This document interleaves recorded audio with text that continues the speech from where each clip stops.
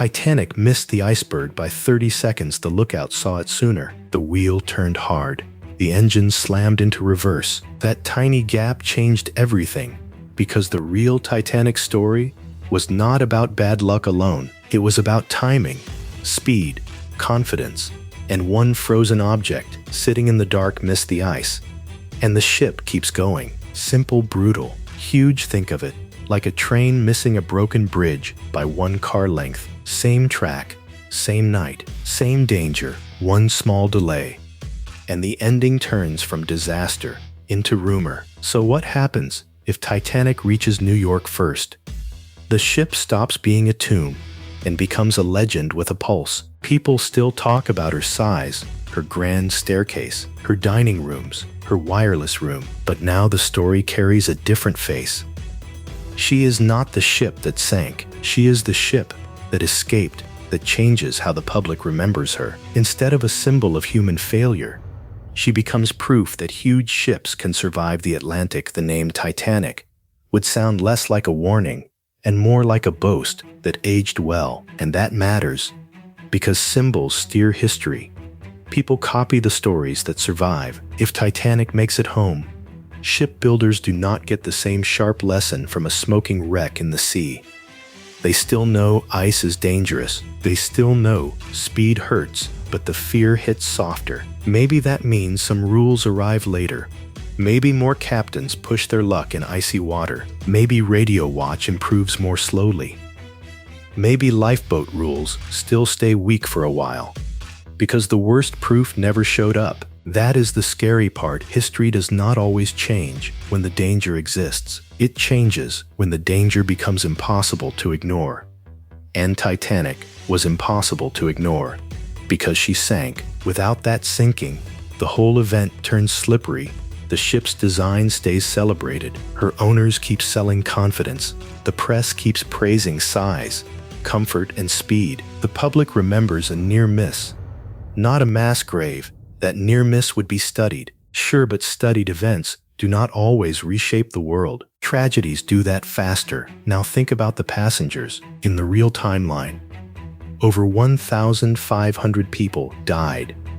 Families were shattered. Lifeboats were launched half full. The sea stayed cold and silent. That loss carved new rules into maritime law in the survival timeline. Those people walk into Manhattan with stories instead of death certificates. Reporters swarm, the crew gets praise. The captain gets called lucky, and the ship becomes a headline for the right reason. That sounds better. It is not better for safety, because the worst thing about a disaster is not always the impact. Sometimes it is the lesson it leaves behind. Titanic taught the world what happens when pride outruns caution. Remove that lesson, and you remove the scar that forced change. So the real alternate history question is not, would Titanic have become famous? She already was. The real question is whether the world would have learned fast enough without 1,500 dead people, making the warning unforgettable. And that is why one missed iceberg matters so much. 1 minute earlier, 30 seconds more. The rules may wait, and somewhere in that gap, history keeps its secret. Titanic's biggest miracle happened before the sinking. 2 nights earlier, it nearly hit an iceberg in the North Atlantic. The lookout shouted, "Iceberg right ahead," and the officer turned fast. The giant ship slid past by meters. Most people on board felt almost nothing. Some noticed a tiny vibration. Others slept through it. That's the part that messes with your head. The story everyone remembers was still weeks away. But the real turning point had already passed in silence. By morning, the dining room looked normal. Coffee came out hot. Fresh bread hit the tables. The orchestra kept playing. Children ran the promenade deck like it was a holiday cruise. One businessman looked out at the water and said they were making excellent time. A steward smiled and told him they'd arrive exactly as planned. Nobody on board had any idea how close they came to disaster. That gap between danger and awareness? That's the whole story. Think of it like driving 70 miles an hour and missing a wall by 6 inches. Your hands shake after. The people in the back seat keep talking. Same car, same road. Two totally different realities. That was Titanic. One small turn at the right second kept 2,224 people alive for that morning. Captain Edward Smith knew it mattered. On the bridge, he looked back toward the North Atlantic and ordered the near miss recorded. "Every lesson is worth remembering," he said. That line sounds calm. It also tells you something big. He wasn't treating it like luck. He was treating it like a warning. And then the ship reached New York Harbor. Steam whistles echoed across the water. Tugboats escorted her in. Photographers lined the docks. Crowds cheered like they were watching the future arrive. The largest ship ever built had completed the greatest voyage of its time. The headlines the next morning read, "Titanic arrives safely, the wonder of the Atlantic." That praise mattered a lot because the near miss turned into confidence. Reservations for future voyages jumped. Engineers studied the ship. Governments praised the design. Titanic was no longer just a ship. She became the greatest advertisement the company could ever imagine. Plans immediately began for even larger, even faster ocean liners around the globe. People read the same story. The impossible had become reality. Public confidence in giant ocean liners reached levels never seen before. Shipbuilders studied Titanic. Governments praised modern engineering. The future seemed unstoppable. Deep below, third-class families stepped onto the docks with one suitcase each. For them, America meant a first shot, not a vacation. A mother looked up at the skyline and said, "We made it." 3 words.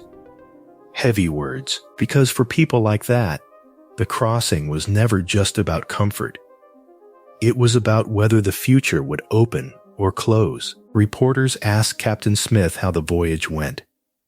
He called it peaceful. He said there was nothing worth alarming the public over. And in a way, he was right. Nobody had been hurt. Nobody had panicked. The ship had sailed on. The danger was real, but the headline was success. That's why this story still lands. We love the ending we can see. We miss the near miss that made it possible. We notice the crash. We ignore the almost crash. But the almost crash is where the lesson lives. On the final night, Smith wrote one line in his logbook. "The iceberg was closer than anyone realized." He closed it. Lights off. Harbor quiet. Ship still. The biggest warnings in life usually don't show up as disasters. They show up as the problems that didn't explode yet. The miss, the close call, the tiny correction that saved the day. So next time something works out cleanly, ask the annoying question, what almost went wrong? That answer is usually the real story. And if you can spot that early, you don't just avoid tragedy, you learn from the miracle before it turns into one. Titanic's first huge success made the next disaster easier. That sounds backwards. It is. The ship didn't vanish from public memory after sinking. In this timeline, she became a legend for surviving. Newspapers called her the Queen of the Atlantic. Postcards sold by the thousand. Children held tiny models of her in their hands, and that praise changed everything. White Star Line executives saw a gold rush. If one giant liner could make that much noise, why stop there? Bigger ships meant bigger headlines, bigger cabins, bigger profits. So the drawings got longer, the engines got larger, the dining rooms got fancier. The race did not slow down. It sped up, and Cunard saw the same thing. They read the papers. They watched the bookings. They knew the market had shifted. So they pushed back. Britain, Germany, and France all leaned into the same idea. Build the ship that makes everyone else look small. Steel rang through the docks day and night. The ocean became a sales pitch. That is the trap. Success does not always teach caution.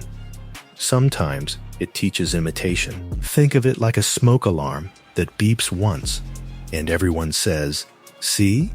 No fire." Then they keep cooking with the same broken wire in the wall. Luxury followed the money. Atlantic crossing stopped feeling like plane travel. It turned into status, concert halls, grand libraries, elegant cafes, swimming pools under glass, private suites with polished wood and chandeliers. These ships became floating cities for the rich. Each crossing felt safer because it felt smoother, cleaner, more controlled. Reporters praised his calm. Schools invited him to speak. A young cadet asked him the secret of commanding a great ship. Smith gave the answer that should have echoed across every dock on Earth. Never believe any ship is greater than the sea. He was right, but praise can drown out wisdom. Summer after summer, thousands crossed the Atlantic without trouble. That was the problem. Ice warnings still arrived. Fog still rolled in. Storms still formed fast. But after enough smooth voyages, caution starts to feel old-fashioned. One naval architect saw the pattern and hated it. He studied Titanic's design and wrote a blunt warning. Surviving one disaster does not mean the problem is solved. His report went into a file, then into a drawer, then nowhere.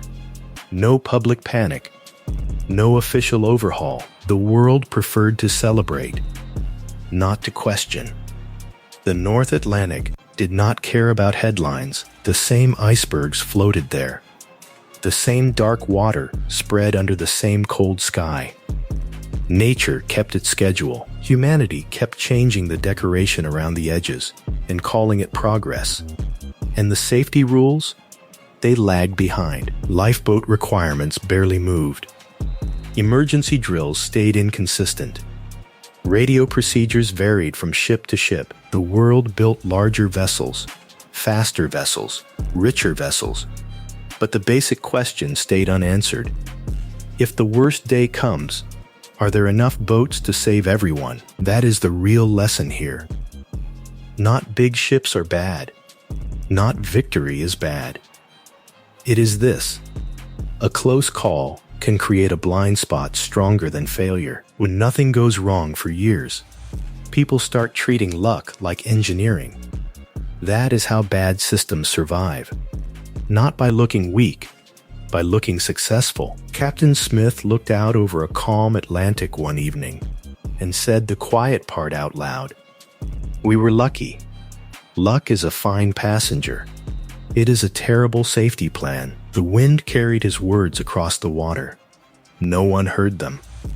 History was still smiling. It did not yet know the price it would eventually pay. The Titanic's biggest lesson did not come from the Titanic. That sounds wrong, but wait.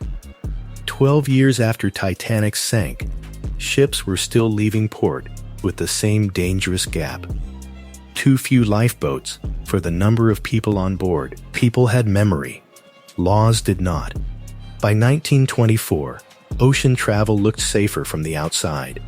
Bigger ships, faster crossings, louder promises, and passengers bought it because Titanic had already become a strange kind of symbol. Not of failure, of survival. The industry kept saying, "We've moved on." In practice, they had moved sideways. Here's the part that should make you stop. A newer liner could be larger than Titanic, more luxurious, even more advanced, and still carry the same old blind spot. Think of it like ignoring a smoke alarm because the kitchen has not burned down yet. The alarm keeps screaming. The room still looks fine, so you cook with the same loose wire, the same bad outlet, the same tiny excuse. Then one day the fire comes fast, and everyone acts shocked, like the warning was never there. That is what happened at sea over and over. The Atlantic had become a highway of giants, and every company wanted the same thing: arrive on time. So the pressure stayed on the captain to keep moving, even when the weather turned ugly. Slow down, and you lose money. Push through, and you gamble with lives. That choice sat behind more wrecks than most people want to admit. Then came the collision in the fog. Steel screamed, windows broke, water flooded damaged compartments. Passengers woke up confused, not panicked yet. That detail matters. Humans do not always feel disaster at the start. Sometimes the danger looks like a delay, a bump, a strange sound in the dark. Then the crew hit the real problem. Not the storm, not the fog, the lifeboats. There were not enough. Again, the same failure everyone had seen before. The same math, the same lie dressed up as confidence. That was the moment the story changed. Radio operators sent desperate messages. Nearby ships changed course. Rescue vessels fought through the storm. Some lives were saved, many were not. By sunrise, the world was staring at another headline it should never have needed. And then came the inquiry. Engineers, captains, survivors, every witness repeated the same question. Why? Weren't there enough lifeboats? No one had a good answer. The warning had been known for years. But without a fresh tragedy, nobody wanted to spend the money, slow the schedules, or admit the system was still broken. That is the brutal trick history plays on us. We treat disasters like teachers. Sometimes they are, but often they are bill collectors. After that, maritime law changed. More lifeboats, continuous radio watches, ice patrols, emergency drills, real inspections. The world got serious only after another wreck made denial impossible. So the next time a warning feels inconvenient, pay attention. The biggest danger is not always the storm. Sometimes it is the long stretch of calm that makes people stop listening. Disasters do not always create lessons. Sometimes the absence of disaster delays them. Progress often arrives only after someone pays the price. History does not always teach immediately. Sometimes it waits. And the sea always waits. Titanic changed history without ever sinking. By 1935, engineers still studied Titanic like a live lesson. Her name meant luxury, power, and one brutal warning about confidence. That matters because people kept copying the wrong part. They copied the size, the speed, the glamour. They wanted ships larger than Titanic, longer than Titanic, faster than Titanic. Britain, France, Germany, Italy. Everybody wanted the next legend. Think about that for a second. One ship became a scoreboard. Not for sailors, for nations. Simple, sharp, hard to forget. And that line revealed the real lesson. Titanic was not remembered as a failure in the way most people assume. She was remembered as proof that elegance without caution turns expensive fast. Then the old world kept moving. Titanic kept crossing the Atlantic in the minds of the public, season after season. As if the story had been upgraded into certainty, an elderly woman boarded Titanic one last time. She had sailed on the maiden voyage in 1912. She walked slowly along the promenade deck and stared out across the Atlantic. She remembered the cold night, the iceberg, and the 30 seconds that split one future from another. 30 seconds. That's all it took to turn certainty into history. Then war arrived. The Second World War reached the oceans, and liners stopped being symbols. They became troop ships, hospitals, transport vessels. Titanic was no exception. The ship built for luxury now carried soldiers, doctors, supplies. Across dangerous seas, her story became part of history once again. Not because she was famous, because she was needed. After the war, air travel started cutting the old routes to pieces. A crossing that once took days now took hours. The great ships faded one by one. Some were scrapped. Some became museums. Some vanished into memory.